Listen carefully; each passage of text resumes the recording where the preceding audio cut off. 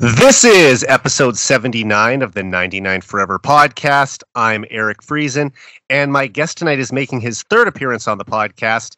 He's a contributor to heavyhockey.com, Post Cologne. Post, welcome back to the show. Good to be here. Yeah, man, I've been looking forward to having you back on the podcast. And as I mentioned, you're one of the newest members here at the Heavy Hockey Network, and you wrote an article on your 2023-24 NHL standings predictions back in October, which will also tie into what we'll be talking about tonight. But first, I just want to know, how's your experience been since joining the Heavy Hockey team and getting to know the rest of the guys a bit? It's been really positive. It's good to see a group of people as passionate as I am about the Oilers and the NHL in general. And yeah, I'm really enjoying my time so far. That's awesome, man. And yeah, we definitely have a great group of writers and podcast hosts here at the Heavy Hockey Network, yourself included. And, you know, I look forward to reading more articles from you this season. Yeah, I have a few ideas that I've been speculating on, but my latest one I wanted to do about the Oilers' reasons for starting slow has already become out of date. So they keep you on your toes. That's probably a good reason for an article to get canceled, though. Yeah, that's right. Do you have any other teaser that you can pass out quickly of just something that you might be interested in looking into a little more? I mean, not to beat a dead horse, but you know, I know we're going to talk about Jay Woodcroft later in the podcast, but I'm curious to dig in a little deeper on the numbers that Knobloch has had, and maybe one of Woodcroft's better stretches. You know, taking a sample size of maybe his best 12-game sample size versus Knobloch's latest to see how they compare. But that's something that could be evaluated down the road, maybe after the entire season as well. For sure. And I mean, just off the top of my head, the Oilers ended last season on a 14-0-1 run. So Knobloch hasn't quite reached a 15-game unbeaten streak in regulation, but definitely this run has been one of the best in the McDavid era for sure. Yeah, I think they finished the regular season 18-2-1 or something like that. Yeah, it was unbelievable. And including their first-round series against the Kings, the Oilers went 21 straight games without a regulation loss last year. I think that's considered good. Yeah, that's very good, and it's a shame how that series ended against Vegas in the second round, because they were right with them through 4 games, tied 2-2, and it could have been anyone's series. And I don't know about you, but I really believe that if the Oilers would have got past Vegas, that neither Dallas or Florida would have stopped them. I agree. I think the Oilers were probably the Stanley Cup favorite amongst those 3 teams had they advanced. Yeah, it was. It doesn't always happen, but that second round series, in my opinion, was the true Stanley Cup final last year. I couldn't agree more. And Post, the Edmonton Oilers are currently the hottest team in the NHL. They beat the Chicago Blackhawks 4-1 at Rogers Place last night to extend their winning streak to a league best 8 games, and they are now just one win away, I should say, from matching the franchise record for longest winning streak, which was set back in 2001 and equaled last season. But before we get into that, let's just go back to the start of training camp. Expectations were extremely high for this club coming into the 2023-24 season, and rightfully so. As we just talked about, the Oilers were coming off a 109-point season and gave the eventual Stanley Cup champion Vegas Golden Knights their toughest series in the playoffs last spring.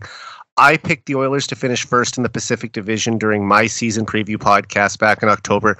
I know you picked them to win the division as well in your article. However, they fell flat on their face out of the gate with an embarrassing 8-1 loss to one of their biggest rivals in the season opener. And things just continue to get worse from there, winning just 2 of their first 12 games and sitting second last in the NHL standings in early November.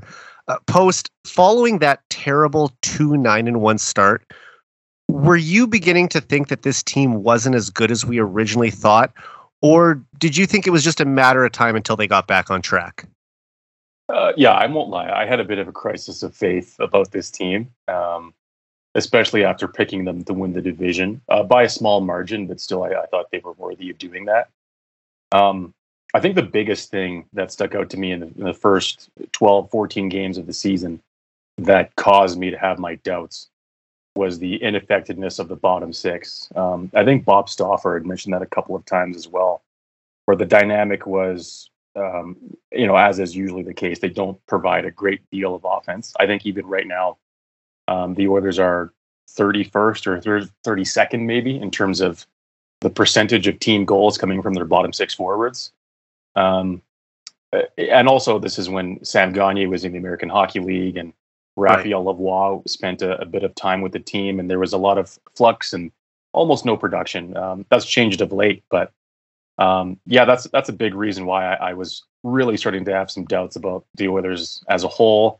Obviously, the Jack Campbell situation was weighing heavily on everybody, fans, the organization, and I'm sure the core members of the team. So I can't say that I'm back yet. My guard is still up about this team, but yeah, the doubts were very prevalent. Yeah, and you definitely weren't alone there. And I mean, when I look at this team on paper and the areas of strength and weaknesses, scoring goals is definitely not a weakness for this club. They scored 325 goals last season, which was the second most by a team in the 21st century, I believe, behind only the Florida Panthers 2 years ago. So they have this elite offensive connection up front, arguably the best top six in the league.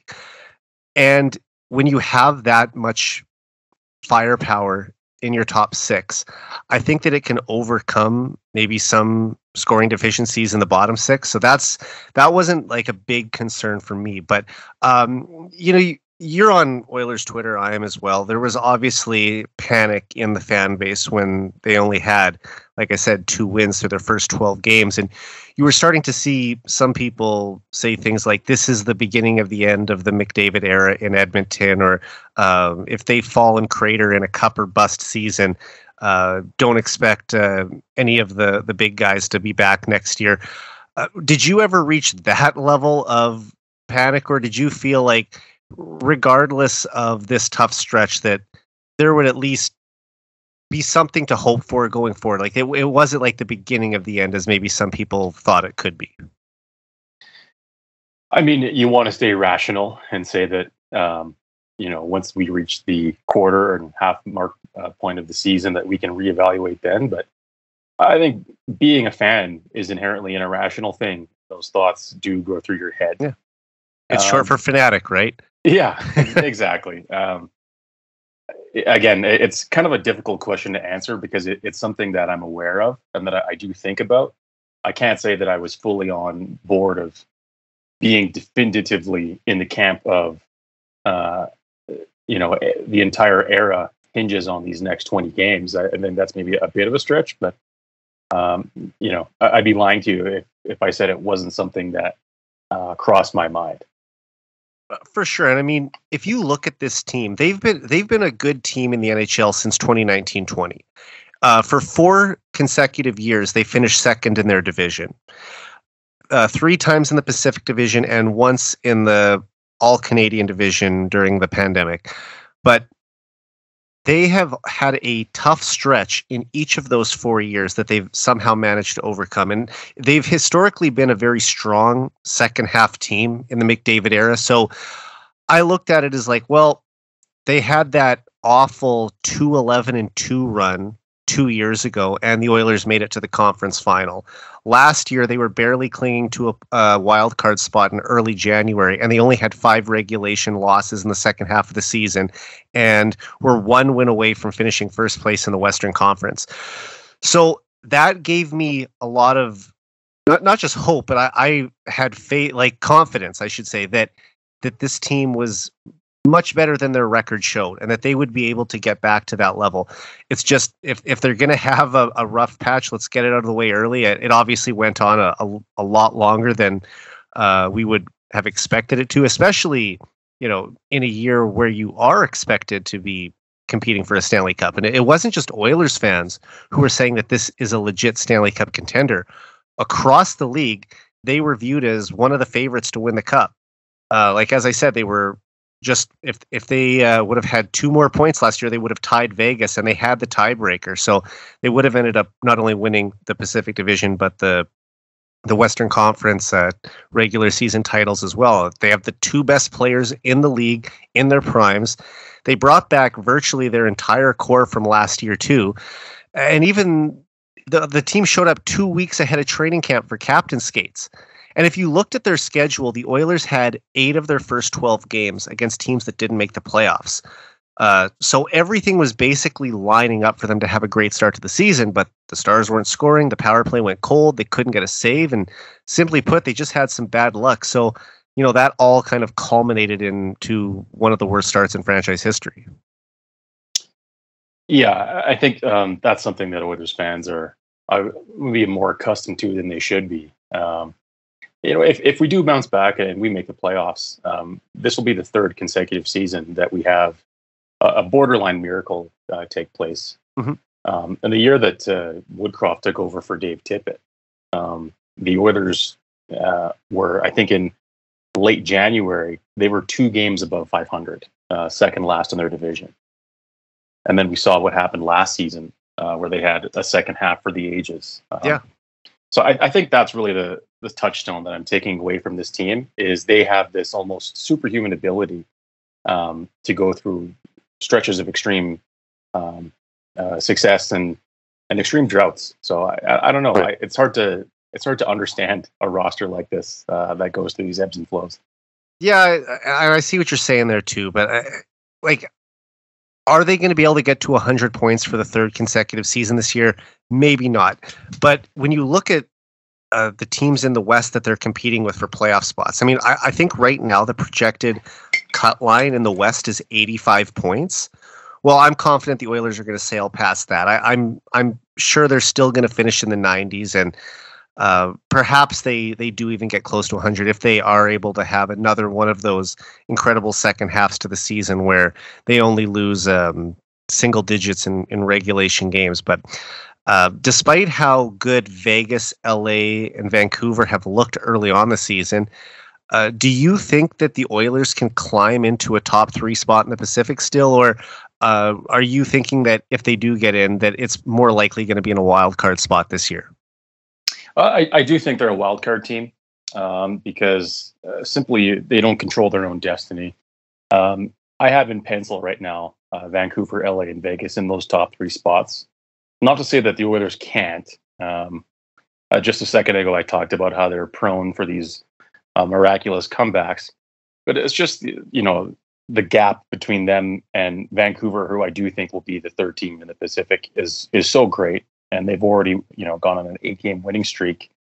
It's not something that you can sustain, for 20, 30 games at a time.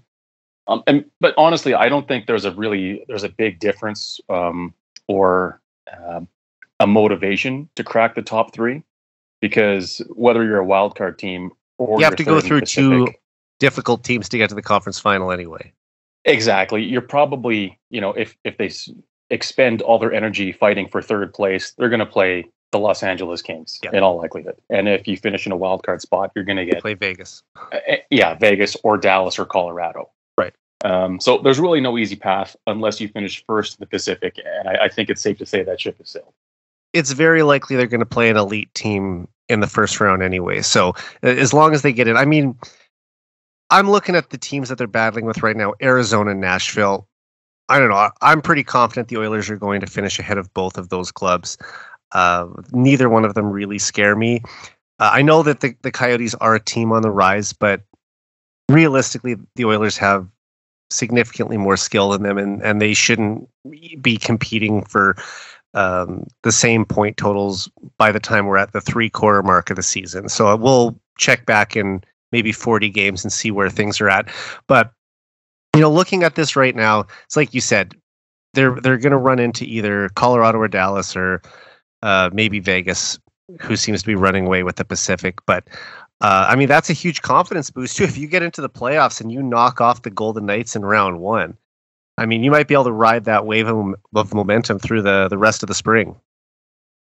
Yeah, exactly. And kind of like you mentioned earlier in the pod, how Vegas was our Stanley Cup final in the second round. And I guess it's just happening one round earlier than it did last season. And it really does seem like they're on a collision course. I do believe the Oilers are the best team in the wild card race.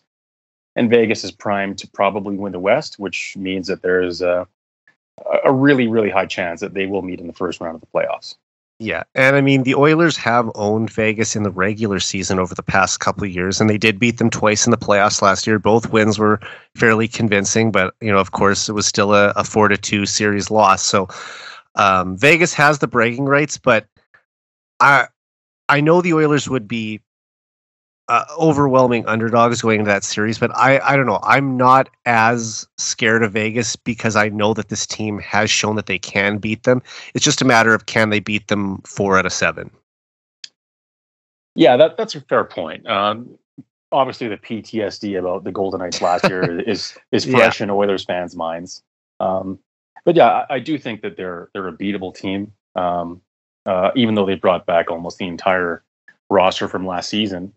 The Oilers, I don't think, will look the way they do today on game 83. No. I mean, look, I don't want this to turn into a Ken Holland bashing segment. I mean, if you want to go off on it, by all means, but I think that there would be a lot of frustration in the fan base, even more so if he didn't trade the first round pick at the deadline. I mean, you have to, in an all-in year with McDavid and Draisaitl, take that pick and turn it into a player who can help you, even if it's for 2 or 3 months this spring. Exactly. I mean, the stage that the Oilers are at in the life cycle as a Stanley Cup contender kind of reminds me of Pittsburgh during the mid-2010s. Is you really can't afford to focus on drafting and developing. You have to go for it every single year. Mm-hmm. Except we don't have the safety net of having a Stanley Cup in on the team's resume. So yeah, the added pressure is even greater. And I mean, you look at last year, probably other than Matthias Ekholm, who was their biggest trade deadline acquisition, the second biggest would have been Nick Bjugstad.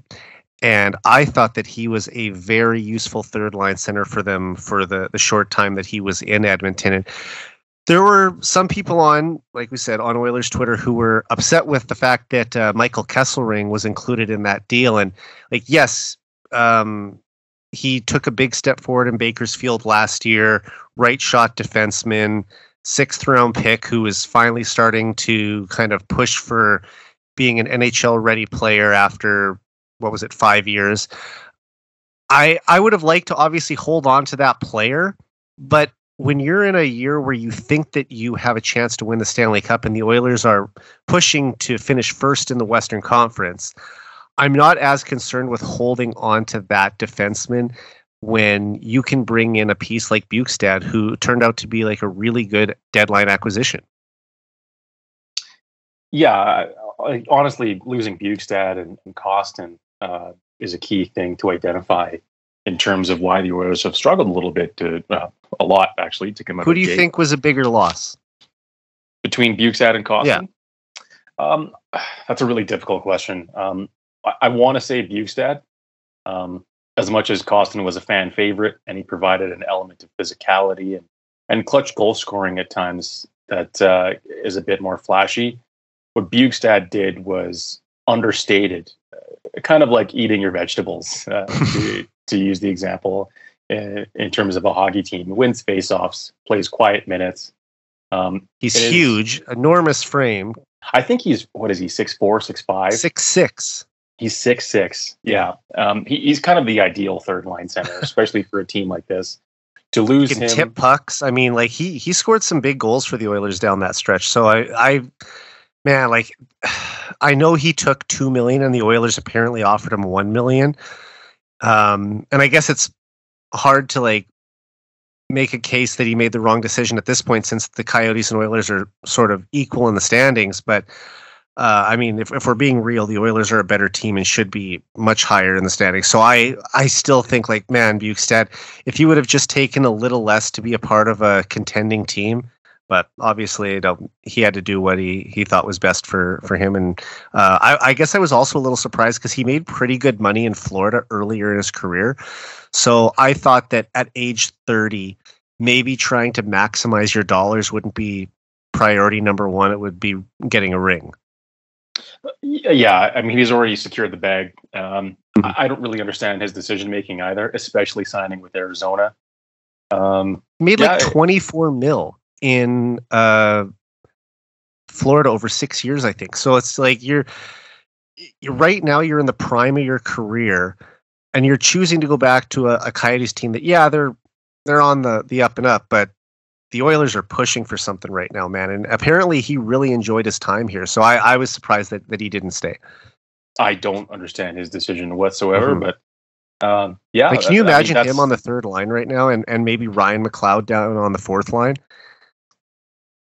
Well, I mean, like how different will still be the coach of his team. Yeah. You're probably right there. But yeah, it's a tough one, but still, that was one player that I think was a tough loss for the Oilers. Absolutely.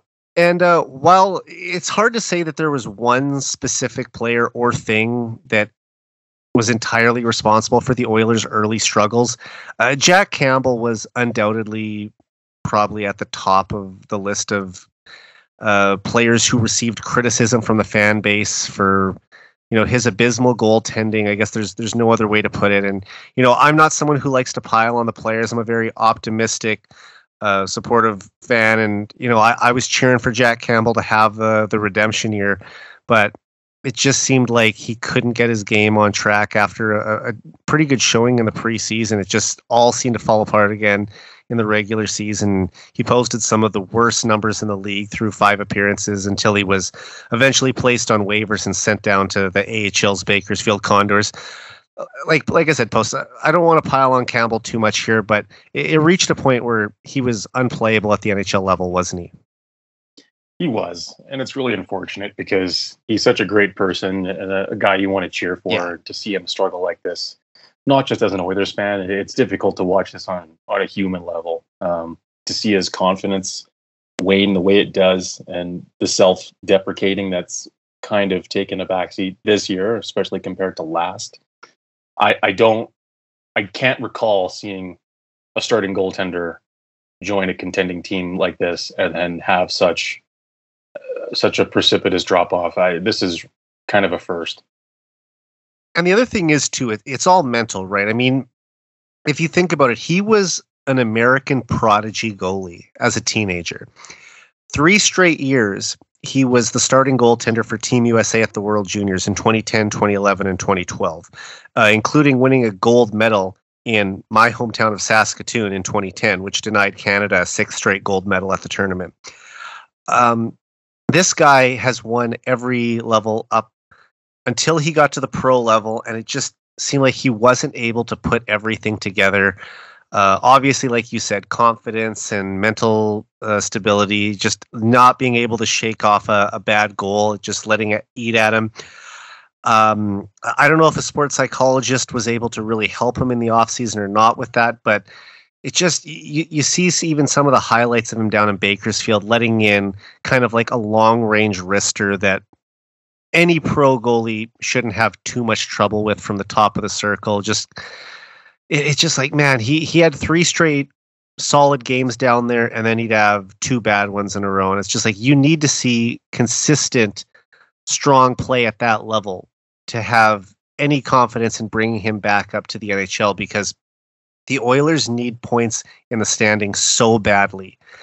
And to bring him back up and give him another opportunity when every game means so much, I don't know. To me, it's just a very risky decision. So I don't know what they're going to do, but with what we've seen as of late, and we'll get into that, a little more of that later. I want to stick with Campbell for now. I don't know how they could, because of the situation the teams put themselves in, be able to give him another chance anytime soon. Well, I won't name names, but there was a well-known local pundit who did say that he believes Jack Campbell will spend the rest of the season in Bakersfield, and then one way or another he'll be moved in the summer. And he felt pretty confident in that prognostication. So based on that, I don't think that this is the kind of person who would say that. There's some bottom feeders with cap space too, right? So there's got to be someone who can afford to take on his deal. I mean, you'd think that a team like San Jose, who's actively trying to be bad, to get another high draft pick this year and maybe for the next few years. Like they are years away from being competitive. Would it really be a big deal to them to have Jack Campbell on the books for the next 3 years when they're not anticipating making the playoffs in any of those years anyway?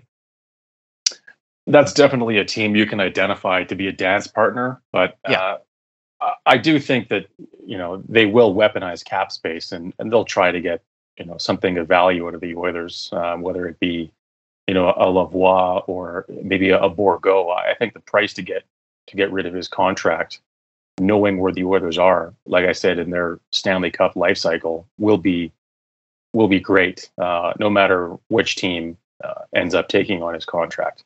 I mean, we saw Mackenzie Blackwood goalie the Oilers just over a month ago when the Oilers went down to San Jose. And I'm not saying that he is the be-all, end-all in net, but I think that if you look at it a few years ago, how highly thought of he was as an up-and-coming goaltender, he might be able to give the Oilers steady enough goaltending in a return for Jack Campbell that if the Oilers gave the Sharks Campbell and a sweetener for Blackwood, that could be a potential deal that maybe we could see happen. Yeah, I do think that's possible. It's just a matter of how sweet is sweet. Yeah, exactly. The cupboards are pretty bare, and rightfully so, because I don't fault Ken Holland for going in and spending assets like in the Ekholm trade. His name is escaping me. Reed Schaefer. Yeah. Like we've traded players to improve the roster that exists, and I don't know who do we really have outside of Xavier Bourgault to really interest them outside of maybe the first round pick. Well, that's what I was gonna say. You only have one first round pick this year, so you want to make sure that when you trade that, it's for the most important area you need to address in your roster. If the Sharks were willing to do Campbell and the Oilers' first round pick for Blackwood, would you do that trade knowing that now they don't have that first to use at the deadline?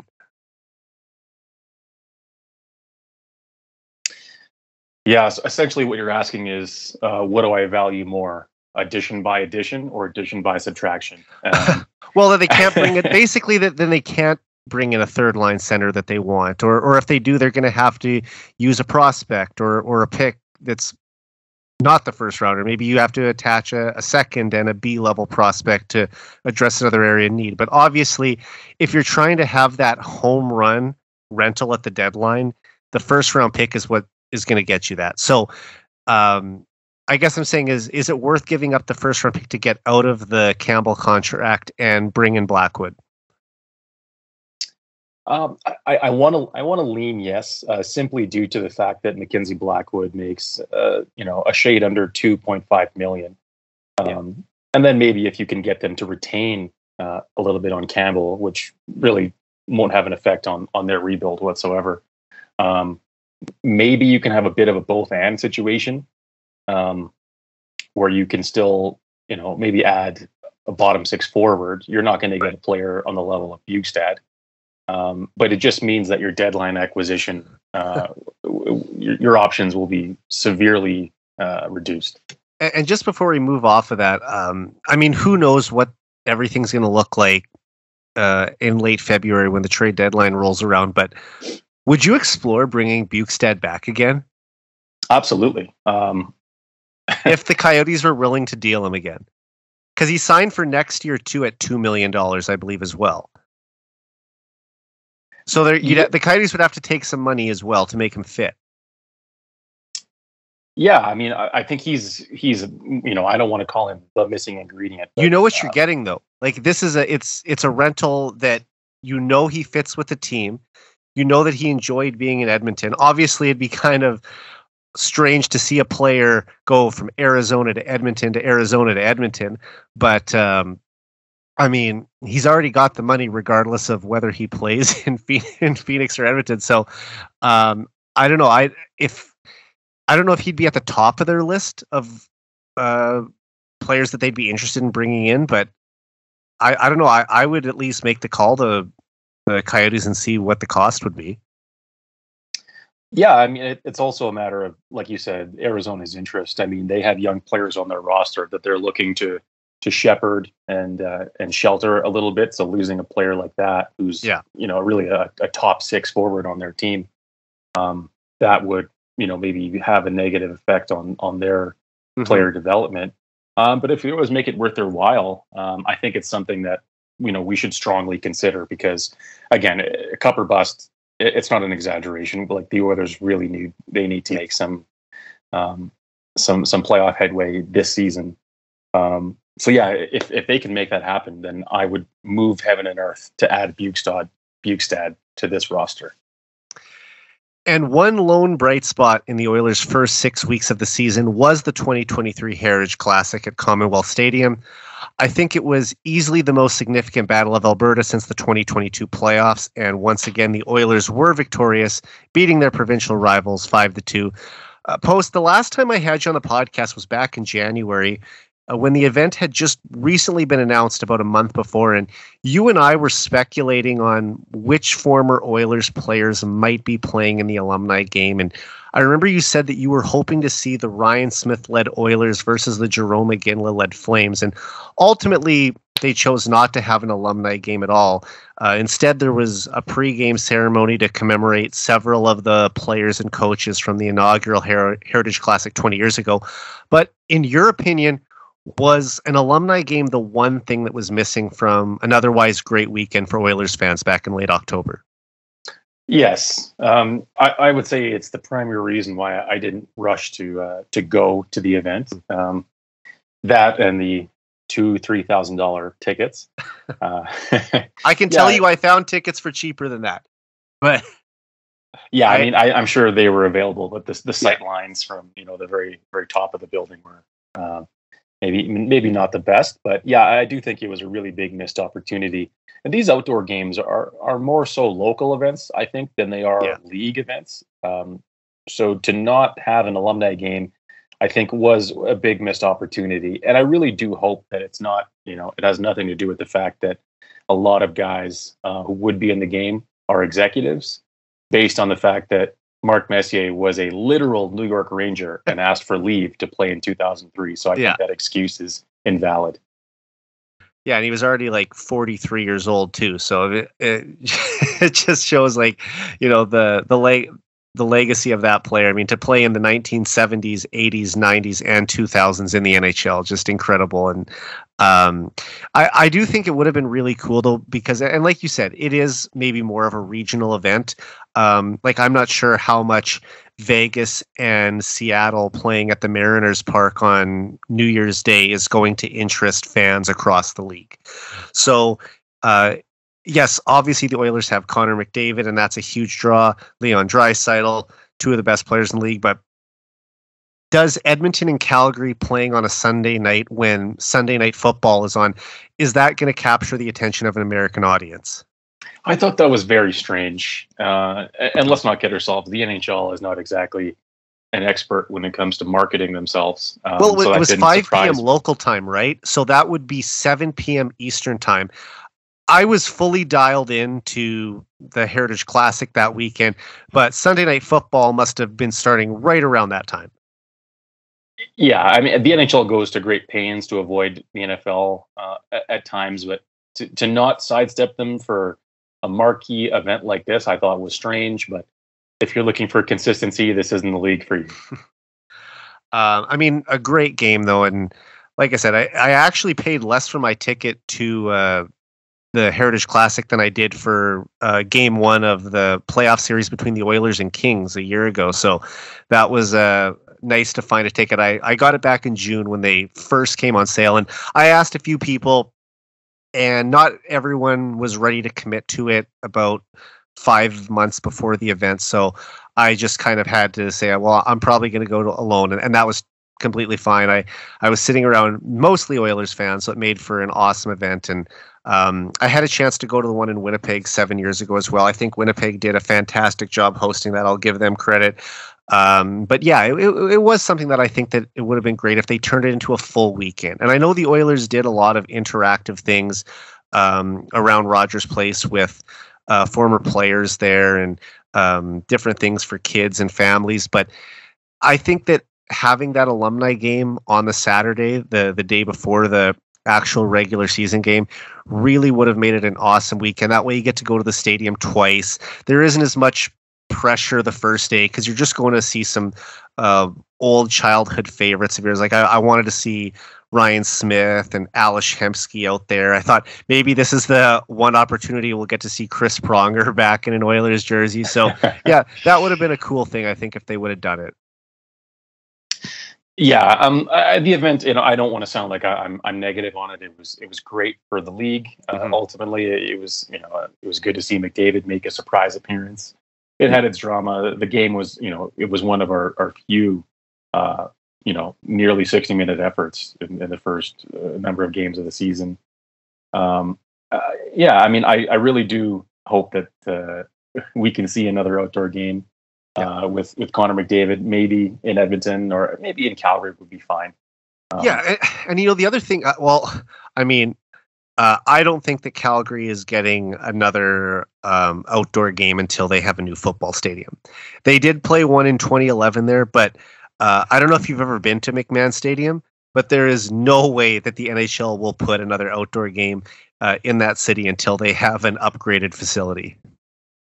Yeah, that's probably true. And that's not even me just being like, don't get me wrong, I am a Flames hater, but that's not even me in this instance trying to dump on the Flames. It is truly a terrible stadium. I mean, it was built in 1960. There's been minimal updates to it. So I would say that for the city of Calgary to have another game, really both of their football stadium and hockey arena need to have huge improvements. And with city money and provincial money, for that matter, going towards the replacement for the Saddle Dome, which I think is about 40 feet north of the existing arena, that'll deter funds and political sway that would have been spent maybe on a replacement for McMahon. So it's probably quite a ways away. Yeah, and I mean, it's the university stadium too, right? So I don't know if the city of Calgary does get another football stadium, I would assume that the Stampeders and the Dinos would share that as well.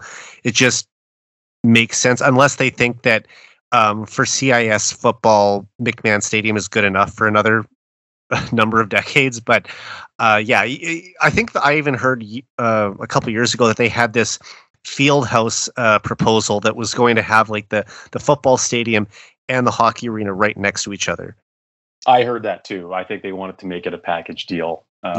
That's actually kind of a common thing that a lot of major cities want to have with their sports teams, but they very often don't end up working out. Yeah. And just before we move on from the Heritage Classic, I know you're a jersey collector like myself, so give me your thoughts on the design of the Oilers Heritage Classic jersey, which obviously paid tribute to the Edmonton Mercury's from 1952. Do you have one? And if so, which player did you get? I do have one. I have a Connor McDavid. Of course. And got it. Yeah. Surprise. The jersey quality is really what strikes you when you first see it. The felt crest, felt numbers, and name kit really give it an old-timey feel. Like I was saying to you earlier, I think off mic, I'm a little bit concerned to see what Fanatics does in terms of the quality of numbered kits and crests. But this just shows what a great job Adidas has done with NHL uniforms. The design, I think, it wouldn't work as a primary or maybe even an alternate, but for what it is, to be an outdoor game, I think that it's effective and it's very high quality. Yeah, I loved it. I'm going to get a McDavid as well. I thought about getting it on that trip. I'd already spent enough money for that one weekend in Edmonton. So between a hotel and driving from Saskatoon to Edmonton and meals. So I thought, I'll get it on my next trip out there. And plus, when I looked at some at Kingsway Mall, and Sports Closet was just swamped with people. And I usually like to get my jerseys at United Cycle anyway, so I'll probably stop through there and might even check out Pro-Am Sports, see a few other places in town I've bought from them as well. But no, I love the jersey. I love the tribute. It was different too. We haven't seen the Oilers go away from their classic crest very often in their history. I mean, they've changed the coloring, but other really than the oil gear logo back in 2001, the Todd McFarlane design, this is really the first time that the Oilers have went away from their classic crest at all in the last 50 years. Yeah, I would say really outside of, say, Minnesota and Philadelphia, the Oilers are one of the teams who have had the least amount of variance with their primary crest. Yeah. Yeah, it's a new look. I think it's something that adds a lot of variety, and it paid tribute to an Edmonton team from the past that isn't Oilers connected, and that probably a lot of even Edmontonians have never heard of. So I think it's great to honor them, and I think the Edmonton Mercury's actually represented Canada at the Olympics in the 1950s, and they won gold.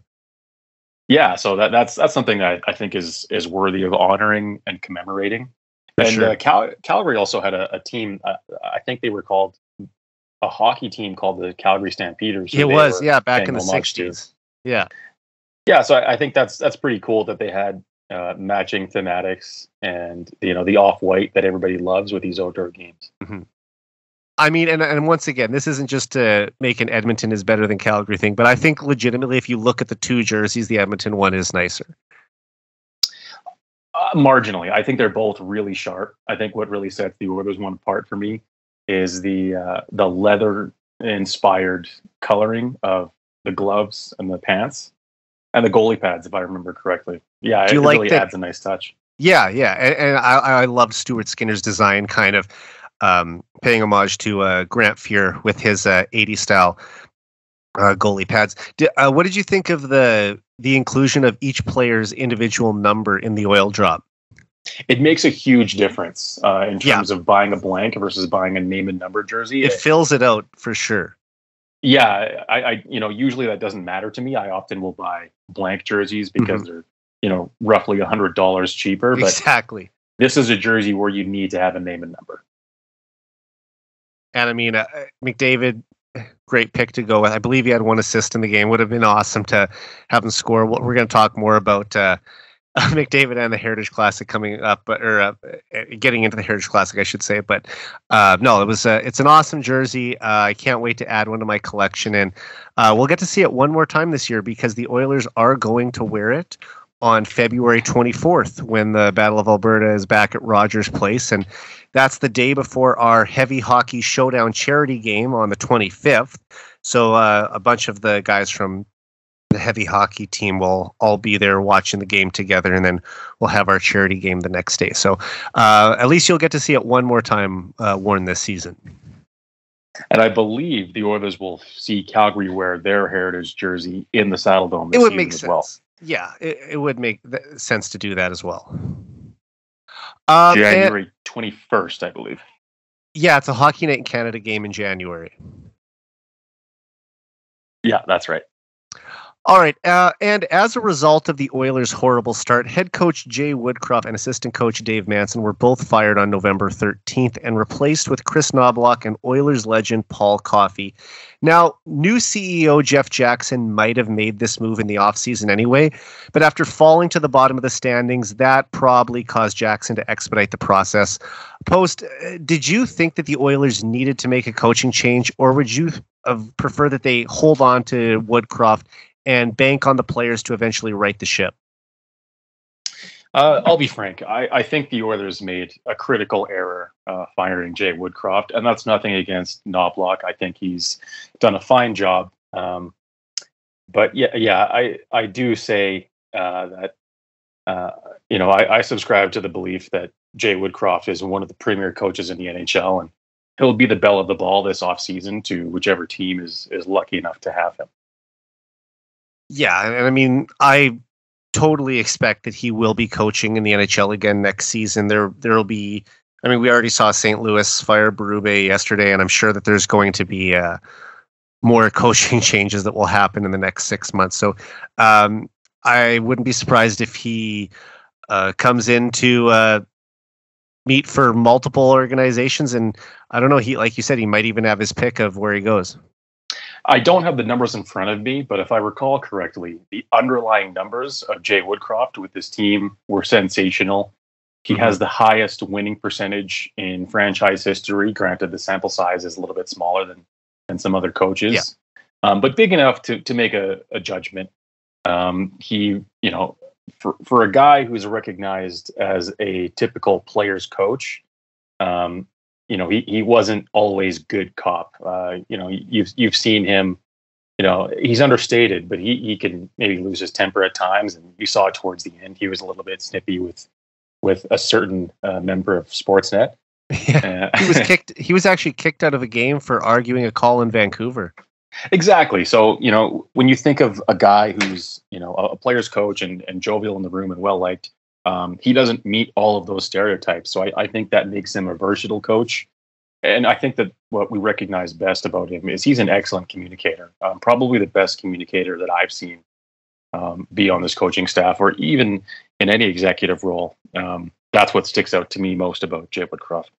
Yeah, I mean, when I heard that they were going to make the switch, I was disappointed because I really liked Jay. And I mean, I think that he won a place in Oilers fans' hearts very quickly. Like you mentioned a little earlier, he was the guy that came in and turned this team around late in the 2021-22 season. They had just lost a game in February to the Blackhawks, and it seemed like the playoffs might be slipping away, and then he came in and immediately turned everything around, and they got in and knocked off LA in the first round, knocked off Calgary in the second round, and had an epic moment flinging the door open after McDavid's series-winning goal in overtime. And I don't know, he very quickly, like I said, sort of just jumped into that role of being a fan favorite, which you don't always see with coaches because a lot of coaches haven't had a long stay in Edmonton, and eventually it turned out that he was another one of those. I mean, look how many coaches Nugent Hopkins has had in his career in 13 seasons. But yeah, it was a shame that the team's tough start cost him. And, you even heard player interviews where they basically said the same thing, that, we feel bad that, our lack of getting results cost two good guys their jobs. And it's a matter of the sport though, right? And I'm sure that they'll both land as a package somewhere. I have a feeling Woodcroft will bring Manson along. Those two worked their way up through Bakersfield, and they'll find another spot. But yeah, it's just it's a shame that it didn't work out longer in Edmonton, because you looked at Woodcroft and it seemed like this is a guy who could have been the Oilers coach for a decade. If we ultimately do end up winning the Stanley Cup, I'll be elated, but there will be a sense of sadness that he won't be involved. But right, I do think that it is a mistake. But hopefully we can persevere, and we'll see what we have with Chris Knobloch. But there's almost a period of mourning, like you said, because there's a sense of heroism with him saving our season in 21-22, and the epic moments with him in the playoffs, especially against Calgary. It's a loss. And since Knobloch took over behind the bench, the Oilers have gone 11-3-0 and climbed to within 1 point of the final wildcard spot in the Western Conference. But when it was announced that the Oilers were hiring Connor McDavid's old junior coach, there was some noise from outside of Edmonton that McDavid is now running the organization. However, Knobloch was a qualified candidate for an NHL head coaching position. He had coached as an assistant in the NHL before and had won at virtually every level, winning championships in the WHL and the OHL before joining the Rangers farm team in Hartford, like I said, as well as spending 2 years on the Philadelphia Flyers staff. But McDavid also came out and rejected the notion that he had anything to do with the decision to bring him in. First, I just want to know what your thought was of the hire at the time, and have you noticed any major improvements under Knobloch that have helped turn this team season around? The improvements are hard to ignore. I mean, this team has done a complete 180 since he's arrived. Now, is it correlation or causation? We'll never know. Could this have been done under Jay? And is it a matter of McDavid and Ekholm and others getting healthy? Yeah, probably. But I guess, what strikes me most under Coach Knobloch is the team's commitment to defense. Yeah.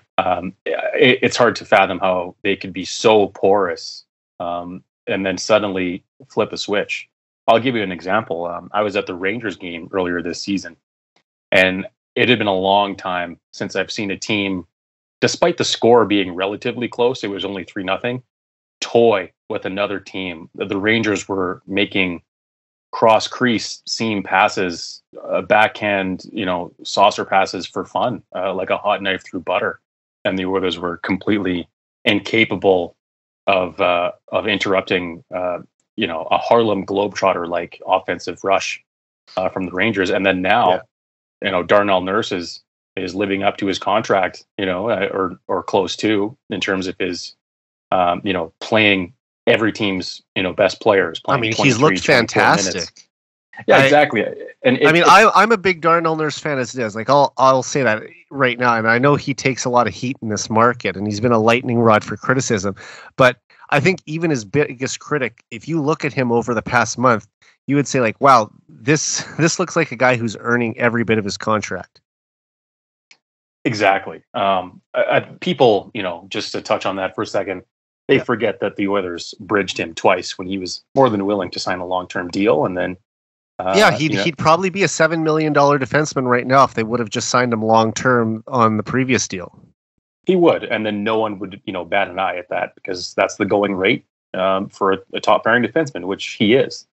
Mm-hmm. But I think because of the lack of another true top pairing defenseman being on the team, for the first couple years of his contract extension, that shone a light on him, because he was asked to play the toughest minutes, the most amount of minutes.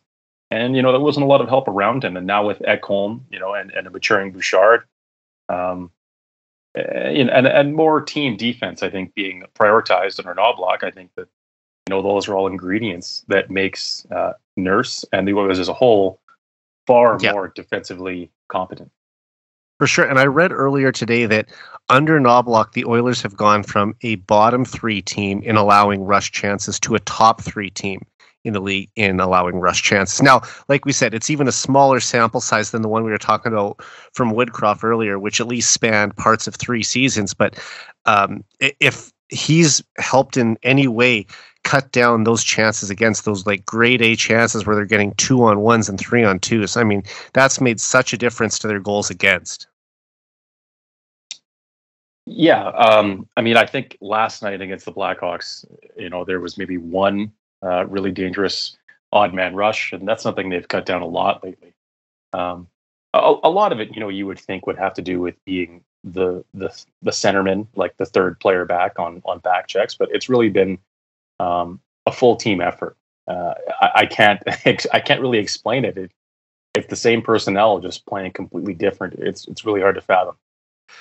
And like we said, there were some people who thought that the Oilers are just doing everything they can to appease McDavid by bringing in a coach that he had when he was 15 in junior hockey. But McDavid even said, like, yeah, we've kept in touch here and there over the last 8 years, but it's not like they've been in regular contact since McDavid made the jump to the NHL in 2015. So the idea that this coaching change was done because McDavid requested it, like, that's wrong at all. Like he even came out and said in a media availability that the Oilers Jay Woodcroft had never lost the room, and that the Oilers were still playing for him, and that they didn't want to see him changed out. So you can kind of shut down those rumors right there. But I think it had more to do with that Knobloch has a good relationship with Jeff Jackson.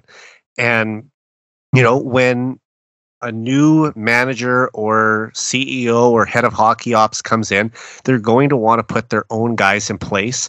And Jeff Jackson, like we said, he has only been with the organization since August. And I know Jay Woodcroft did just sign an extension before he got there, but I wouldn't have been surprised even if they made the playoffs if and maybe let's say they lost in the second round again or something like that, that Jeff Jackson would have still made the coaching change in the summer because this was his guy. He wanted Knobloch in. And as I kind of already alluded to, like this is someone he wanted to get in there. It just the bad start to the season basically gave him an excuse to make the move sooner than he probably planned to. I can only think, from McDavid's perspective, when he heard the news that Knobloch was brought in shortly after Jeff Jackson was made the CEO of the team, he was probably very annoyed. There must have been an eye roll thinking about what the narrative probably would be. And I think this, like you said, this is a matter of a relationship between Chris and Jeff. But and he's McDavid not someone like LeBron. Like he's not the kind of guy who wants to be, known as pulling the strings behind the scene. Like he is very much a team first guy, and I don't want any special treatment. I want to be one of the boys. And I think that that's another just quality to admire about him, that this is the best hockey player in the world by some margin, and he doesn't want any special treatment. He's so unconcerned with anything that isn't hockey. I think he's made that very clear. It's almost difficult to get him to talk about, other things. Like we've, not to denigrate, his personality, but I think that a lot of times it's a bit of a struggle for him to deal with media or, discuss himself. Everyone's got different personalities too, and hockey players, just by trade are more humble than a lot of other professional athletes. And, they're basically, I think it might be, a Canadian thing too, because, we've grown up here, that from like a very young age, it's almost sort of ingrained in you to, not be all about yourself and put the team first and just always kind of be thankful and appreciative for everything. And it's not a sport where you're going to see a lot of larger than life, overly charismatic personalities like you might see in the NFL or the NBA. Exactly. I mean, the players run the NBA. And then McDavid, especially even amongst hockey players, he's someone who tries to draw as little attention to himself as possible. So I think, and maybe the league could use that. Like, I'm sure that, especially for the growth of hockey in the States, I'm sure that they would love for some of the players to become bigger draws, because like you said, that's what sells the game in the States. It's more so LeBron coming to town than the Cleveland Cavaliers when he was in his prime, right? And there are going to be those big team names. Like you look at the MLB, when the Yankees come to town, it doesn't matter who's on the Yankees. It's the Yankees. In the NBA, when the Lakers come to town, it's the Lakers.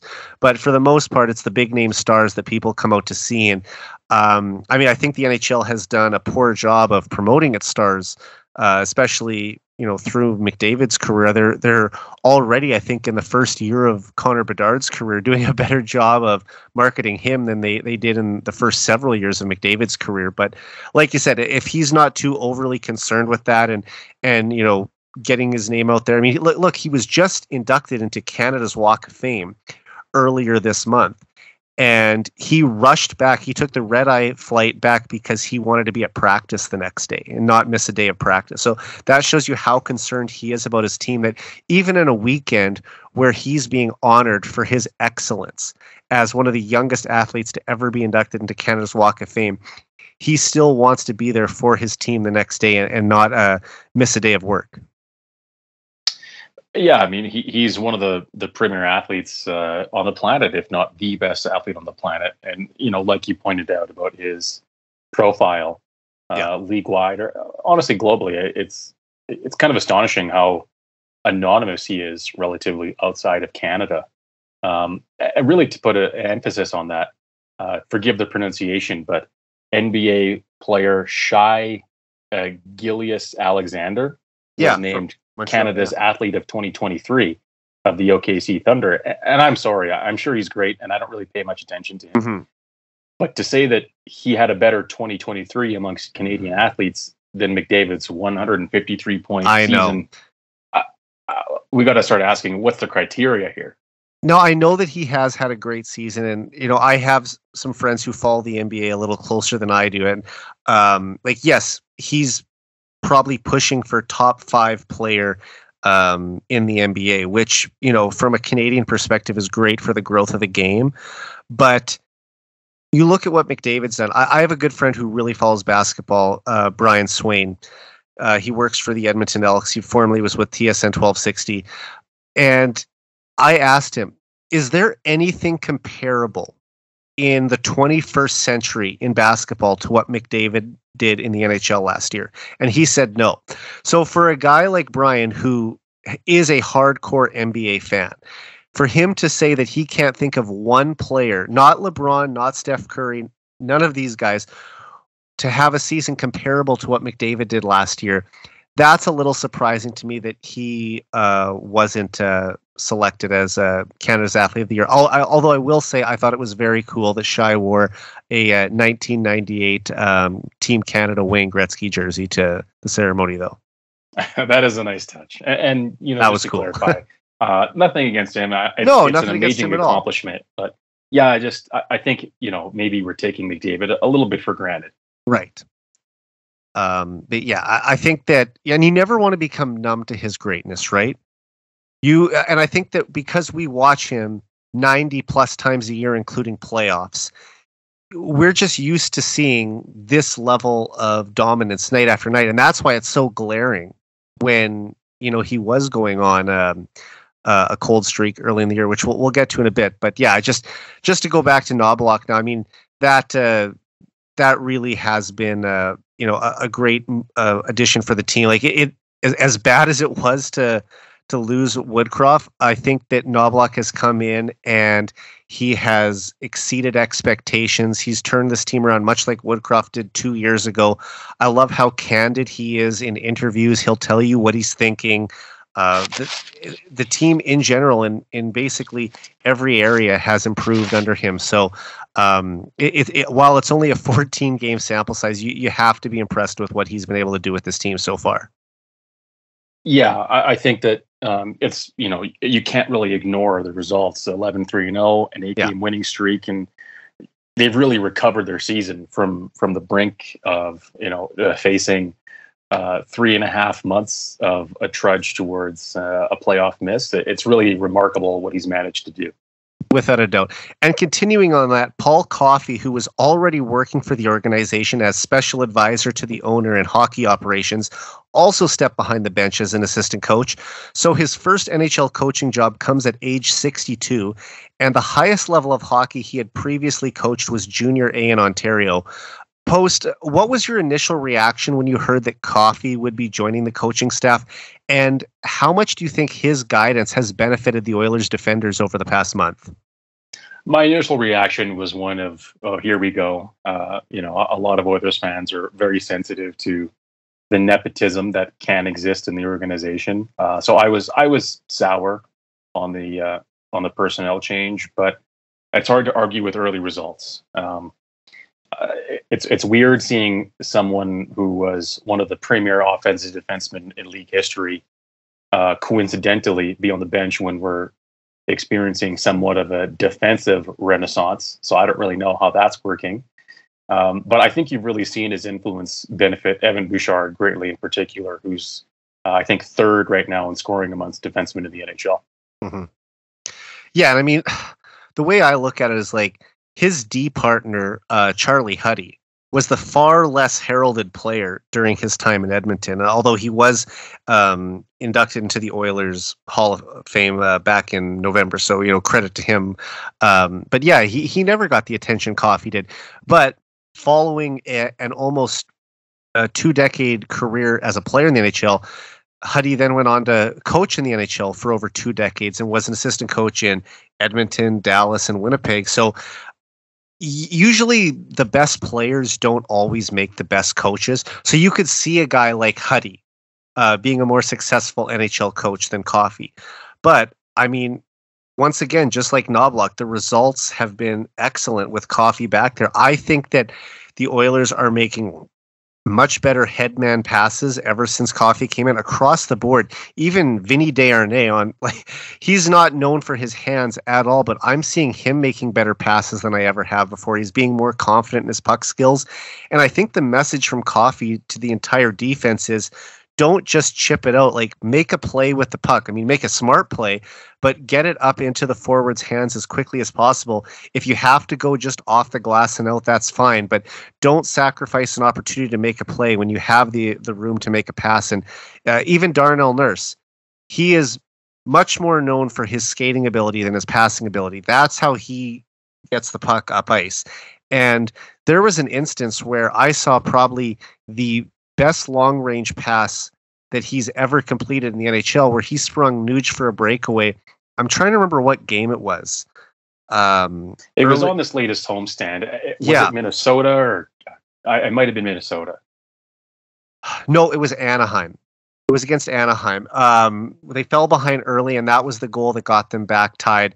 And I was just like, wow, who was that? I thought it was Bush at first, but like, that was Darnell Nurse. He sprung him, and it just was right on the tape. Now, you're not expecting him to make a 150-foot pass every time and send a guy in all alone on a breakaway, but it was really impressive to see. And the fact that the Oilers defensemen are just starting to make more confident plays with the puck, like they're kind of playing in the mold that Paul Coffey was as a defenseman. And, he's probably the best long-range passer in NHL history. So if he can pass some of that wisdom along, then, I mean, that's going to go a long way for this team.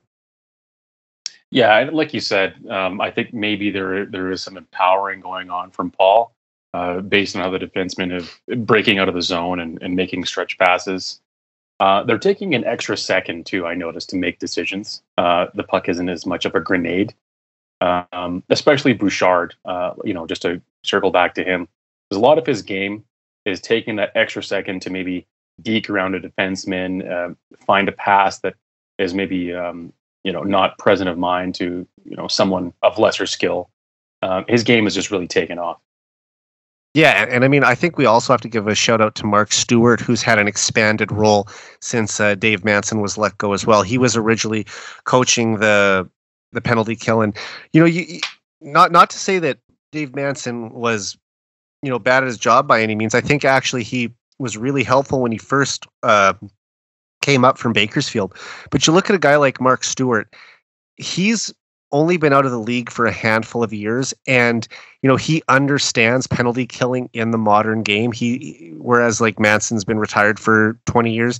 And Mark Stewart's probably actually killed penalties against a lot of these top attackers that the Oilers are still going up against.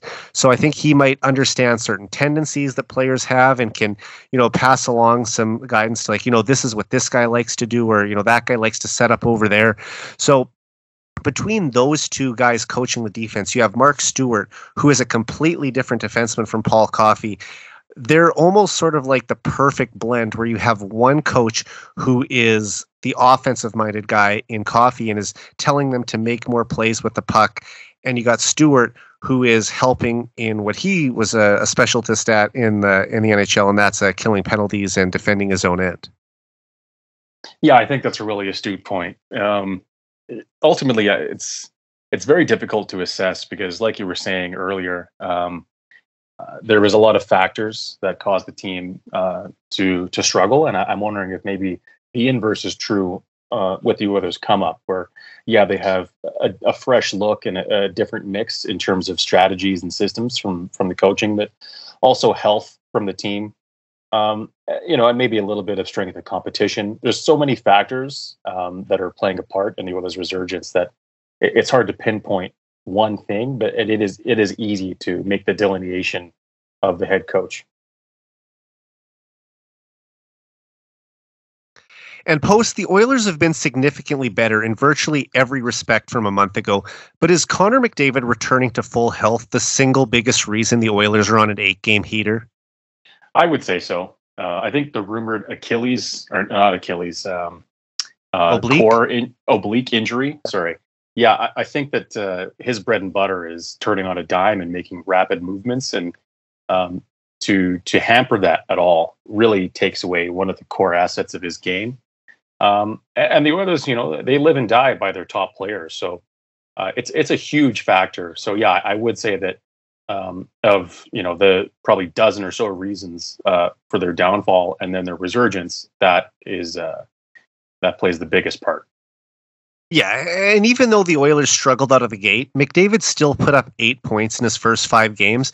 But then, like you said, he suffered that upper body injury that was rumored to be an oblique strain or pull against the Jets. And if you remember, he couldn't play in overtime that game, and then he missed the next 2 games. It was believed to be a 1 to 2 week injury, and he came back after 8 days. And I do believe, though, if it wasn't for the Heritage Classic, he probably would have sat out longer than 2 games. But obviously, he wanted to have that experience. Plus, the Oilers were on a losing streak, so I'm sure he felt that he had to play through it because the team needed him. But Connor McDavid at 50% health is still better than most of the players in the league. And you could just tell that he was playing hurt, though. Like you said, with the he didn't have his normal ability to turn on a dime. He didn't have the same explosiveness to beat defenders wide. It also looked like he was struggling to shoot the puck, and he dropped below a point per game for the first time since his rookie season in 2015-16. But we knew he wasn't going to stay at a 76-point pace all season. And now he finally looks like Connor McDavid again. He's pushing the pace. He's flying around the ice with the puck. He's creating scoring chances at will. And he's even producing enough offense to win games on his own some nights. In fact, last night, McDavid became just the 5th player in NHL history to record double-digit point streaks 13 different times in his career. He also has 25 points during his 10-game point streak, including a pair of assists in the victory over the Blackhawks. So I think McDavid getting back to full health is the single biggest reason for the Oilers' success as of late. It really is. And, he's climbed from, being in the 90s in the scoring race to now being in the top 10. I think he's number 7 as we speak. I mean, it speaks to like how dominant he's been. And I went and looked over those last 10 games, if anyone's even close to him. The next most points in the league is Kucherov with 18. So McDavid has sailed past him, and I have a feeling he's going to track him down eventually. But, I don't know if you do any individual point predictions for the Oilers, but I predicted McDavid would put up 164 points this season, which is exactly 2 points per game. And I still think if it wasn't for his injury, he would have reached that number. But right now, like you said, he's tied for 7th in league scoring with 38 points in 24 games. That's a 126-point pace in 80 games. How many points do you think he'll finish with this season? And will it be enough to win his 4th consecutive Art Ross trophy? Yeah, I think the Art Ross is his to lose. I'm really not concerned about anyone else making a run for that. Nikita Kucherov does lead the league with 47 points, but that won't persist, especially because of how middling the Tampa Bay Lightning have been this season. He will win the Art Ross. He will, probably also snag the Ted Lindsay. Yeah, I think that 130 points seems about right for Connor at this point, based on the start he had, which to recover to still be a 130-point player is absurd. Yeah, I mean, he's the only player that's done it in the last 27 years. And the fact that he still has a shot at it after, playing through an injury early in the year, it speaks to his dominance. I think he can even push it a little higher. I wouldn't be surprised if he's in the 135 to 140 range. It's we know that he turns it up another notch or 2 notches down the stretch run. So I fully expect that he's going to be right around 2 points per game for the final 40-ish games of the season. And I mean, that's when he's gearing up for the playoffs. So I think that he'll take it up to another level at that point. But yeah, it's the scoring title. I think that he'll track Kucherov down as well. Like I said, he's got 3 games in hand on him. So let's even say that he puts up 5 points in those 3 games. Now you're up to 43. You're only 4 points behind Kucherov. You're going to make up that ground. Like, it might take him until January to pass him in the standings, but I have a feeling that once he passes him, no one will be catching him for the rest of the way. I think the biggest factor in how many points he gets over the next 56 games is how many he wants. Yep. We see that when the Oilers are maybe, in danger of running up the score a little bit, he doesn't exactly go hard and his minutes are curtailed somewhat. So I think we often see McDavid, as Oilers fans who watch him as often as we do, we see him forfeit some scoring opportunities when an offensive press isn't needed. So it really depends on what he wants to do, which sounds a little bit conceited, but it's true. The sky's the limit for this player. Yeah, and I mean, if you look at it, like you said, he finished with 153 points last year. Other than Draisaitl, he was 40 points ahead of his next closest non-teammate. There were two players that finished with 113 last year, and I believe those were Pasternak and Kucherov. So that's the kind of dominance he is over every other superstar in the league. And, realistically, in a healthy year, no one can contend with McDavid. I mean, I think that he's won the last 3 Art Ross trophies. I think he should be able to win the next 3 as well. You look at him, if he does win it this year, that would be his 6th, which would tie him for the second most in NHL history with Gordie Howe and Mario Lemieux. You look at Wayne Gretzky stands alone in first with 10. How close do you think McDavid can get to Gretzky in terms of Art Ross trophies? That's really difficult. Do you think he's got another 4 in him after this year to tie the record? I want to say yes. I'm going to definitively say yes. But I mean, health, especially once you creep up to 30, can be such a factor in that. But really, that's what it depends on is how healthy he can stay, yeah. and ultimately, is he on the same team with Leon Draisaitl, which definitely gives him a bit of an advantage. Well, I'm definitely hoping so, but to me, he should be able to hold on to the best player in the world title, at least I would think until 30, 31. And, by that point, maybe you've seen some younger guys like Bedard or even a couple players who haven't come in the league yet. Maybe it's Jack Hughes. Some of those younger guys come up and start to push him by that point because they'll be entering their prime, and Connor will be sort of leaving his prime. But even in his 30s, I still fully expect him to be a consistent 100-point player. He might not be putting up 140, 150 points anymore, but he's going to be a dominant offensive player for a long time. I think a good comparison is Sidney Crosby. Had it not been for McDavid entering the league, Sidney Crosby probably would have been the NHL's best player until, maybe as late as 2019 or 2020. But McDavid entered the league in 15-16, and in my estimation was the best player by 2017. Yeah, at least the best offensive player in the world by his second year in the league. Exactly. And, so, granted, Bedard is here. Unless a player of that caliber enters the league, I think McDavid's reign at the top will be a little bit longer than Crosby's, just based on that. Yeah, I think now that it's been enough years have passed, you can say that by 2006, 2007, which was Crosby's second year, he ascended to that title of the best offensive player in the world. We'll just talk about offense for the purpose of this conversation. And then he probably held that title for 10 years. Now, there were brief moments where Ovechkin was either with him or might have briefly overtaken it. But for the most part, Crosby was the best offensive player in the world from 2006 to 2016.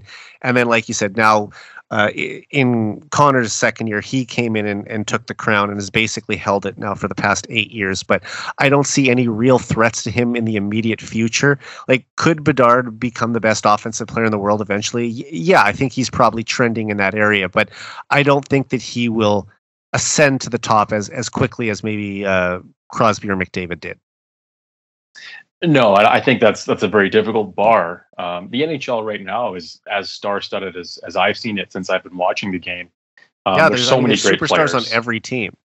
Yeah, I think during the 2000s, early 2010s, the star power of the league wasn't nearly what it is today. So, well, think of it in the early 2000s, before Crosby and Ovechkin came into the league, and Gretzky and Lemieux had retired. You had Yager, who was probably the de facto best player in the world, and then you had guys like Forsberg and Iginla who were sort of right there with him, maybe a step or two below, but the league was in desperate need of star power. And then you had Ovechkin and Crosby who kind of saved the league coming out of that lockout, but ever since then it's just been a constant growth of more elite skill coming into the league every year. It really has. I think McDavid, just to circle back to your original question, I think he probably will win 4 more Art Ross trophies. But yeah, again, health being the biggest factor, and we still don't really know what the ceiling is on Connor Bedard. Yeah, exactly. And I mean, even if McDavid doesn't break the record, like let's say he gets to 8 or 9 Art Ross trophies, the fact that he even got that close to Wayne Gretzky is remarkable. It is. It's hard to fathom that, he's in the same territory, considering, it's a triple hard salary cap and there's 32 teams. It's even more impressive. But the one other factor is that Gretzky's career and Lemieux's career lined up pretty evenly. Like Wayne is 5 years older, but still, like those two guys played against each other for the bulk of their careers. McDavid hasn't had an equal yet. He hasn't had his Lemieux, and maybe that will be Bedard. But there still hasn't been a player who's come in and challenged him for Art Ross trophies the way Lemieux eventually did, taking the Art Ross from Wayne, and then Wayne would take it back from him in the late 80s, early 90s. But after, years of dominance of Wayne just owning that trophy. But right now, it seems like it's Connor's, and I don't see, like I said, in a healthy year, he should be able to finish 20, even 30 points ahead of the next closest competitor. Yeah, it's not close. No. And speaking of offensive stars, we've also seen Evan Bouchard take a massive step forward here in his third full NHL season, emerging as an elite offensive defenseman. He's on pace for an incredible 95 points this year. Post, he was drafted 10th overall by the Oilers back in 2018 to be an offensive threat on the back end. But did you ever envision him reaching this level of production? I did, actually. In the offseason, I was speaking with a few friends, and I thought that, Bouchard was going to be a point per game this season, and there was definitely some pushback on that. But I think a lot of it is circumstance. I mean, he's already an offensively gifted defenseman, but just the fact that he's on probably the greatest power play the game has ever seen, with 2 of the best players in the NHL, skill and circumstance are aligning to a point where he probably should be a point per game, and it really shouldn't be a big surprise. Exactly. I mean, it's hard to believe that the Oilers haven't had a defenseman crack 50 points since Sheldon Surrey in 2008-2009. I mean, that was 15 years ago, and Bouchard is already at 30 points. Like, he's going to sail past 50 points by the All-Star break. So I thought that I was having a reasonable projection before the season, saying that he would get 64 points. And here he is now. I mean, I think that 70 would be at least a lock at this point, right? It would. To get more specific, I said that Bouchard would have more points than Connor Bedard this season. And you might still be right about that. I mean, I don't know 100% if you'll be right on that, but I mean, he does have the benefit of playing with some pretty special players. I mean, just to take this back to Paul Coffey, who's coaching Bouchard, he had the luxury of playing with Gretzky in his prime in Edmonton and then playing with Lemieux in his prime in Pittsburgh. And if you ever wonder why Paul Coffey retired as, I think, 6th all-time in assists in NHL history, not for defensemen, but when he retired, I believe he was 6th in NHL history for any player. I mean, having the opportunity to play with both of those players played a huge factor in it. And Bouchard, I'm sure he would be an offensive star wherever he went. I know the New York Rangers were apparently interested in him prior to the 2018 draft. And I'm sure that I think Bob McKenzie actually had him projected to go 4th overall that year, but he ended up falling to the Oilers at 10th. And man, has that worked out, because after a few years of being patient with the kid, he has grown into a superstar producer on the back end. And like we said, getting to play on arguably, if not definitively, the best power play in NHL history with McDavid and Draisaitl. We're talking about a player who is pushing for 90 plus points as a D-man. Exactly. And I think arguably, I can't think of a defenseman right now who has a better point shot. I think he probably has the best point shot in the league at this point. It's accurate, while, hitting nearly 100, kilometers an hour, miles corners. Sorry, it was miles. 100 miles an hour. Yeah. 100 miles an hour. Going bar down. Like, it's getting really close to supplanting Draisaitl's one-timer as the biggest weapon on the Oilers' power play. I believe he scored on 3 straight shots recently. I mean, not all in the same game, but he took 3 shots and they all went in the net consecutively. Now, the Oilers, I mean, think of what they have on the power play. Like we talked about it. Best player in the world in McDavid. Arguably one of the 2 or 3 best players in the world in Draisaitl. I think he's the second best player in the world, but with an unreal one-timer and incredible playmaking abilities as well. You've got Nugent Hopkins, who's so skilled and sure-handed with the puck. And then you've got Hyman, who's like, a Tasmanian devil in front of the net, banging in every loose puck and tipping in every puck that's near him. And adding Evan Bouchard now to that mix, who can rip the puck from the blue line. I mean, they have so many different options and weapons on that power play. It's just, not to take anything away from Tyson Barrie, but anyone who thought that the power play would drop off when they lost him, I mean, Bouchard has come in and made it even better. Exactly. And it's not just the fact that everyone on the power play is so good. It's that there's no redundancy. Everyone has a different role and they just mesh together so well. Exactly. I mean, you got, like we said, Nuge in the bumper spot, Hyman as the net front presence. Leon is set up for that one-timer. And even though the opposition knows it's coming, you'd be surprised how many times he scores from there in such a sharp angle too. A lot of them are just like right above the goal line. And of course you've got McDavid flying around the offensive zone, creating magic. I mean, he can score and create plays from just about anywhere, but having that big shot from the point, I mean, that gives me a lot of confidence that this power play is going to be hovering around 30% for years to come. I think so as well. And just to build off that fact, the Oilers have killed 24 of 25 penalties of late. So I got a message from the biggest factor. I got a message from a friend of mine last night who is we were talking about it. It's 30 of their last 31 penalties they've killed off.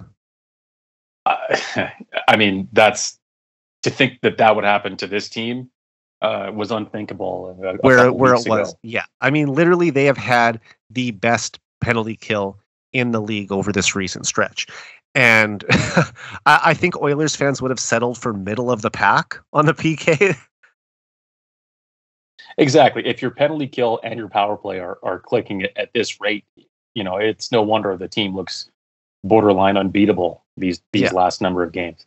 Yeah, and I mean, just to take this back to Knobloch for a second, I dug into some of the numbers of all the teams since he took over. And this tweet's a little outdated now. It was from December 9th, which was about 5 days ago. But at the time, and these numbers have even gone up since because the Oilers have kept winning, but they were 4th in the league this is just since November 13th, I should say, since he took over behind the bench. They were 4th in the league in points percentage. I believe they're up to 3rd now. Goals for per game, they were 1st. Goals against per game, they were 13th. I believe that's climbed up now as well. Power play, they were 3rd in the league, and penalty kill, they were 6th. So that penalty kill is right at the top. Power play in the top 3. I mean, 1st in the league in goals, and defensively, they're close to top 10. I mean, when you're scoring as much as the Oilers are, and you're only giving up 1 or 2 goals a night. I mean, Stuart Skinner has a 1.7 goals against average over this run. He's played 7 of those 8 games, and in the one game Pickard played, he only allowed a single goal. So they're giving up basically under 2 goals a game, and they're scoring over 4 goals a game, and that's a pretty good recipe for an 8-game winning streak. Yeah, I mean, you hope it can continue, and and we know it's not. We know they're not going to continually average 4.5 goals a game for the rest of the season. But I mean, I don't think that it's going to drop off significantly either. I think this is a team that should be probably right around that 4 goals a game mark. And it's good to know that, we don't need to score 4 or 5 goals a game just to have a chance at winning. The fact that we've stopped the bleeding defensively is great. I know the goals will come, but it's a matter of, once this, hot streak dies down and we regress to the mean a little bit, where does that settle? Yeah, like to give you an example, last year when they scored 325 goals in 82 games, I mean, there was only one other team, I believe, that cracked 300 goals, and they were just barely over. It was the Bruins, and the Oilers were 20 plus goals past them. But 325 goals is 3.96 goals per game. So for them to average 4 goals a game, you're talking about equaling the level that they were at last year when McDavid had his 153-point season, Draisaitl had his 128-point season. The Oilers had the best power play in NHL history. So to even be in that category where they're producing at the same rate is phenomenal. I don't know if it's, like we said, sustainable for the whole year, but you'd like to see them at least closer to that 4-goal game. But I don't think anyone, like I said, is expecting them to get 4 goals every single night. No, definitely not.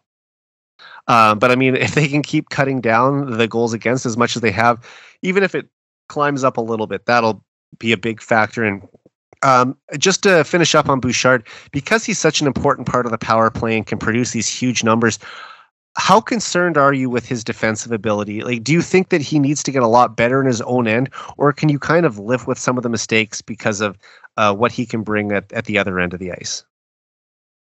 I think he has improved, and especially at his cap hit.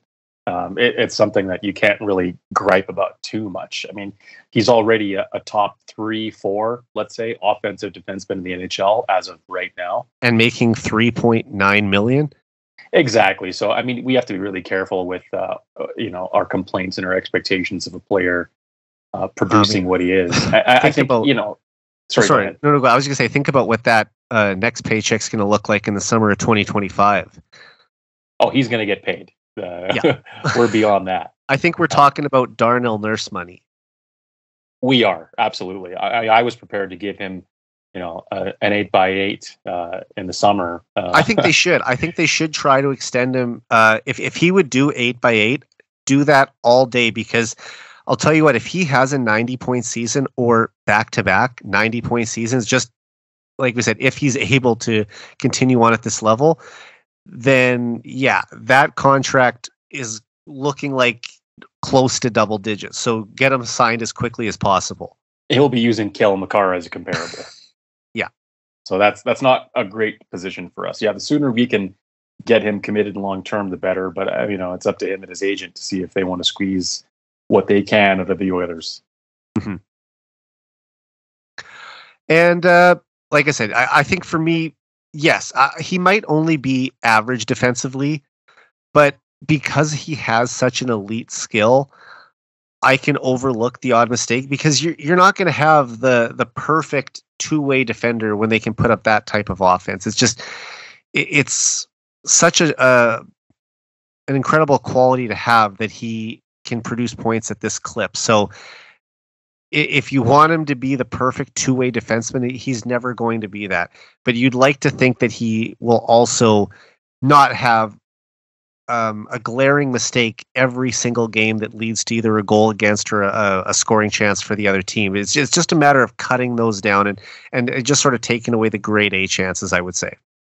And I've noticed that he's really cut down on those mistakes. And he's actually made some pretty impressive defensive plays in the last week or so, and I think that's to be commended. And he's not going to be prime Adam Larson defensively, but we don't need him to be that. No, and look, I mean, I'm sure Mark Stewart is working with him on some defensive areas of hey, you can clean up your game a little bit here, or just if you're in a tough spot, this is what you should do. But he doesn't, like I said, need to be the Chris Russell type, the Adam Larson type, who's completely committed to the defensive side of the puck. I mean, as long as he's average to passable in his own end, that's enough for me. I don't think he needs to be like a defensive stalwart or anything. Of course not. No. And while the team in front of him has drastically improved, Stuart Skinner has also shaken off his rough start to the season with consistently stellar goaltending over the streak. I already kind of talked about him, but he has a 7-0-0 record with a 1.70 goals against average and a .935 save percentage, as well as one shutout in his last 7 games. Post, I know that this sample size isn't the largest that you'd like to see from a goaltender, but Skinner really appears to have regained his all-star form from a year ago. And I just want to know, how comfortable are you with Skinner and Calvin Pickard between the pipes going forward? Or do you think that they still need to bring in another goaltender? if we have designs on winning the Stanley Cup, I would like to see them maybe explore an upgrade in the backup goaltender position. But Yeah, I do me feel too. confident. I don't think they're getting a starter. That's the thing. Like, I mean, Stuart Skinner is going to be their starter, but someone who can sort of like give him a little more relief. I think that we can win the Stanley Cup with Stuart Skinner as a starting goaltender. So I'm not too concerned about him. It's more so. His critics will say that you can't, though, after last year. But I mean, think about it. Like, they really rode him hard last year, and he came in basically from the start of the season and played more games than he was expected. We thought it was going to be like a 30-50 split with Campbell playing 50, Stewart playing 30, and it ended up being the opposite. It was like Campbell who was around 30 and Skinner who was over 50. And when you look at that, he was probably a little worn out going through the rigors of his first NHL season and kind of wore down by the second round against Vegas. That's the point exactly that I'm concerned about, is bringing in an upgrade in the backup position to make sure that Skinner is fresh for the playoffs. Because like you said, I think you could see the wear and tear of the season on him. And, when it came time for Jack Campbell to play in relief, he was great. But will we get that level of quality goaltending should, Stuart Skinner show signs of fatigue again? Avoiding that is priority one, but you want to have a reliable tandem. It's a matter of, can some combination of Calvin Pickard, possibly Jack Campbell, or mystery box player give Skinner that extra 10, 8 games, let's say, of rest that he'll need. However, I do want to give a shout out to Calvin Pickard, though, on picking up his first NHL win in nearly 2 full calendar years. And, for a guy who's played 13 years of pro hockey and has only made it into 119 NHL games, this is a guy who really loves the game. I mean, you don't spend that many years in the minors grinding it out if you're not a hockey fanatic. And, he has, like I said, carved out a pretty good career for himself. He's come up to the NHL when called upon, and he's just giving the Oilers steady, competent goaltending. Nothing spectacular, but when he got in there, he's made the saves he's had to make, and I think that's something that was really frustrating to Oilers fans because they weren't getting that from Jack Campbell earlier in the year. And yes, Campbell can make some like 5-bell highlight reel saves, but then he'll also let in a stinker, and you're just like, well, that basically just undid it. You just kind of know what you're getting with Pickard. He's going to come in, he's going to make the saves he has to make, and just sort of give you that steady goaltending that, like I said, that the Oilers weren't getting earlier in the year. I was very impressed by his one outing so far, and if we can get something remotely close to that, then yeah, I do think that there's a chance that we could have the subsequent rest that will be required, because rest is a weapon, and I know that's a bad word in hockey culture, because I know they don't like it's you think about the maintenance days that you see in the NBA or it's not really a hockey thing. And I mean, because it's such a team game too, like you need to have like all your components going. And I mean, like the Oilers are never going to just give McDavid and Draisaitl a day off in February when, like, during the season. I mean, if they want to rest the final game of the season when a playoff spot is locked up, that's fine. But they're not going to have any of those like rest days that we see in other sports. No, but what they can give them is, reduced minutes and a third period of a game that's enhanced. Yeah, I mean, if finding you have those extra minutes. Exactly. If you have a 5-2 lead, and you want McDavid and Draisaitl to just sit the last 10 minutes of the game and give the fourth line a couple extra shifts, then I'm fine with that. And that's maybe one thing that is a little different from McDavid to Gretzky, because Gretzky was always sniffing for more points. Like when he had 5 points in the game, he wanted 6. When he had 6, he wanted 7. And he didn't stop. He approached every shift like, I am trying to maximize my chances and score every time I'm out there, or set up a play every time I'm out there. Connor, that might be why he doesn't. Well, I mean, obviously the errors are a big factor too, but just something that's different about the game now that they didn't track the minutes played back in the 80s either. I'm sure there were a lot of nights where Gretzky played upwards of 25 or closer to 30 minutes, but there was no off switch for him. He was trying to push his offensive totals as high as he could every time he was out there. Yeah, and McDavid just isn't wired that way. And I think, hockey is a little bit more taxing now than it probably was then, which does play a factor. I think it's the coach's decision as much as everything. Like, I mean, let's say that there is a time in the future where Connor gets his 7th point of the game early in the 3rd period. Now, obviously, he'd have to have like a 4-point first or something like that, and 3 in the second. But if he's sitting at 7 points and there's 18 minutes left in the 3rd, I don't think you want to sit him. You want to have him try and go for Sittler's record, right? I don't think the Oilers would do that. I mean, we know that Dave Tippett was notorious for for never giving him an opportunity to do that. And he's had some 6-point games, and then that was his night. He's never beaten 6. But I mean, man, it's just like you look at the night Gagne had 8, and there's only been 13 players in NHL history who've ever even had an 8-point game, and Gagne is the most recent example, coming up on 12 years ago now. But I just think if Connor's ever close, like, give him a shot at it, because there is going to be a night, I'm sure of it. I don't know if he'll hit 10, but there will be a night where it's going to be one of the worst teams in the league. They're going to be having to play in Calgary the night before, and they're going to roll into Edmonton, and it's going to be a cold winter night, and it's a bad team already, and the Oilers are just going to jump on them, and McDavid's going to light them up. But I'd like to think that they wouldn't hold him back if he's like pushing for history.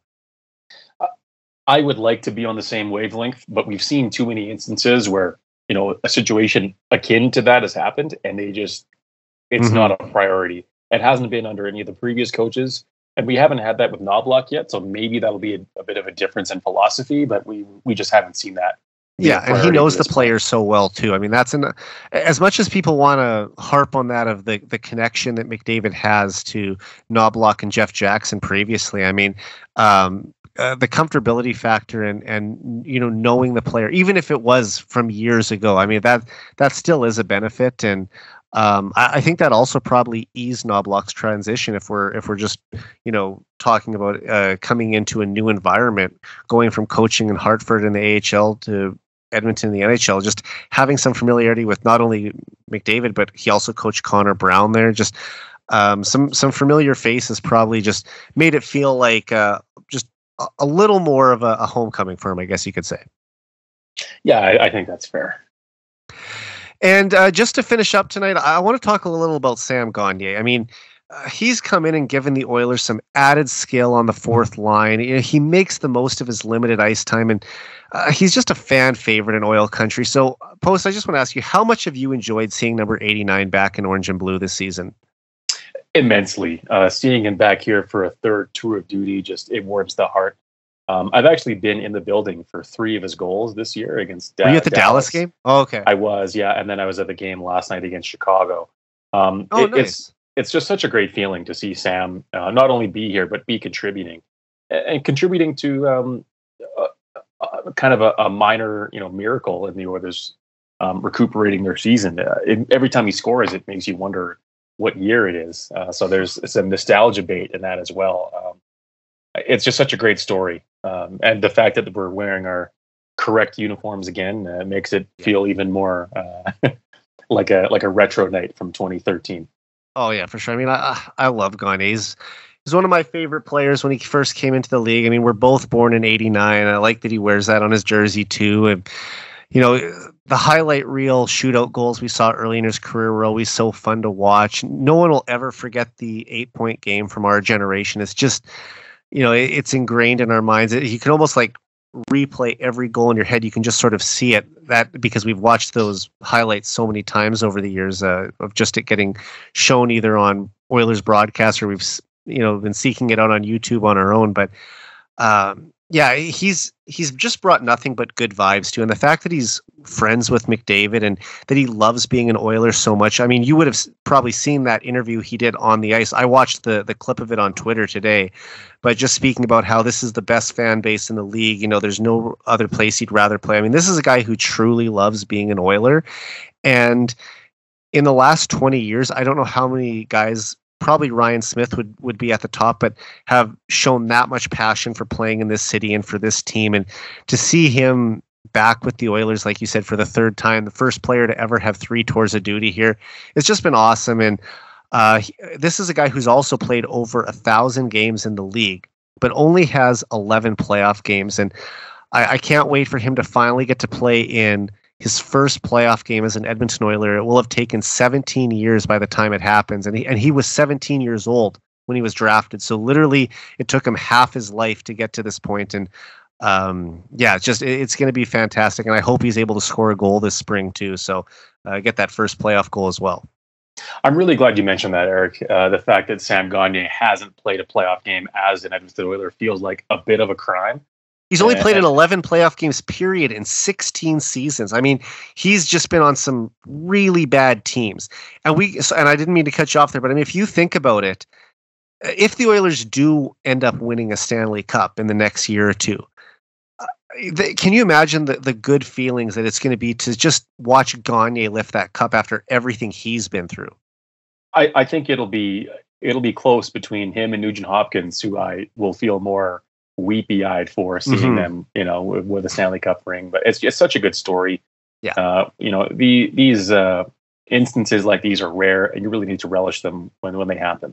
Yeah, the crowd pop when the cup gets handed to Gagner, I think, will be one of the biggest. Like, obviously, Connor lifting it first, just lifting the Stanley Cup period is going to be massive. But as the cup gets handed down the line and you see guys like Leon lift it, Nuge lift it, I mean, yeah, everyone's going to be so pumped for them. But just because Gagner has such a history in this city, it's going to be an incredible moment. I'm sure that there will be tons of framed pictures and posters sold of Gagner with the cup over his head. I mean, that'll be a popular one with fans for sure. So, yeah, I know we're getting ahead of ourselves talking about the Stanley Cup when the Oilers are still just trying to get back into the playoff picture. But I mean, we know where this team is supposed to be. We know what they're capable of. And that's one of the things I'm most looking forward to the playoffs last spring, is that Gagner will finally get to play in a playoff game. He missed that chance in 2020 that he should have had, getting traded at the deadline as a part of that package for Andreas Athasiou. But man, I mean, I hope that Gagner is able to finally realize that part of his NHL dream this year.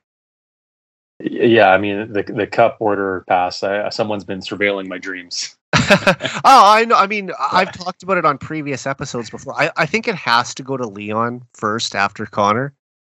It just, I mean, I know Nuge has been there the longest, but I mean, it seems like Connor to Leon has to be it. But then Nuge would get it next for sure.